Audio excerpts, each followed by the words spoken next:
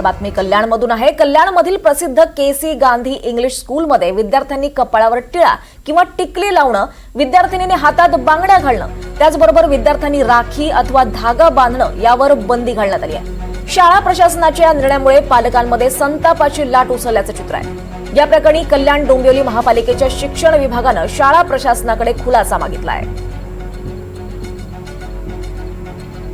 अधिक माहिती घेऊयात आमचे प्रतिनिधी अमजद खान यांच्याकडून। अमजद, काय माहिती या संदर्भात? दीपाली, कल्याणमध्ये नामांकित केसी गांधी शाळा आहे। या शाळेत विद्यार्थ्यांना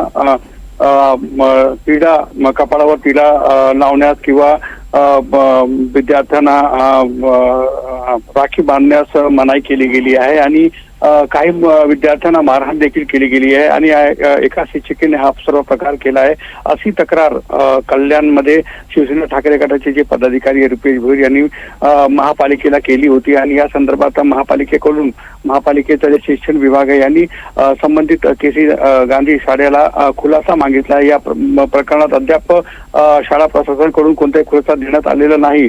आज दुपारी शिवसेना ठाकरे गटाचे जे काही पदाधिकारी आहेत ते शाळेत जाणार आहे, जाब विचारणार आहे। याआधी काही पालक गेले होते आणि त्यांना सांगितलं गेलं होतं की असा काही प्रकार नाही, परंतु ज्या प्रकारे ही तक्रार आली आहे ही गंभीर आहे आणि महापालिकेने याची दखल घेतली आहे। आता शिवसेना ठाकरे गटाचे पदाधिकारी शाळेत जाणार आहे, जाब विचारणार। या संदर्भात पोलीस ठाण्यात देखील तक्रार होण्याची शक्यता आहे।